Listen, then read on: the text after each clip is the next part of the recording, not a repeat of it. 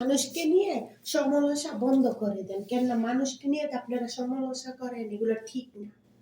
আশেপাশে মানুষ করে বলি যে আপনারা মানুষকে নিয়ে সমালোচনা করেন না। মানুষকে নিয়ে যখন আপনারা সমালোচনা করেন তখন মানুষের জীবন আপনারা তো কেউ করতে পারেন না। তার জন্য আরে ভাই, একটা কথা মনে রাখবেন, আপনি যদি পরের জন্য ক্ষতি করেন, আপনার ক্ষতি তো আপনি নিজেই ঘাটতেছেন। তাহলে কেন?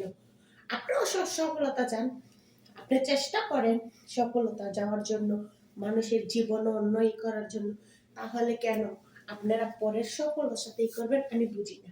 আমার কথাগুলো যদি কোনো কিছু মনে কষ্ট হয়, আশা করি আপনারা অবশ্যই বুঝতে পারেন। কেননা আপনারা দেখবেন কেউর সাথে কেউ মিললে, কারোর সাথে কেউ মিললে, যেমন দেখেন দর্শন বিল্লাল ভাই, সে কিন্তু মানুষের উপকার করে। উপকার করা সত্ত্বে কি করে? দর্শন বিল্লাল ভাইকে নিয়ে মানুষকে গাডাগাডি করে, এটা করে সেটা করে, কত কিছু করে। কি দর্শন বিল্লাল ভাইকে থামবে আছে? থামবে কিন্তু নাই।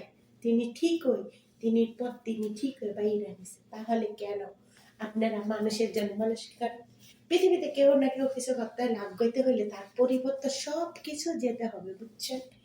আল্লাহ পাকের কাছে হেদায়েত করো, আল্লাহ পাক সমানতা না কইরা জীবন কেমনে আছে এটাই ভালো পথ থাকলে আমি মনে করি অনেকটাই ভালো।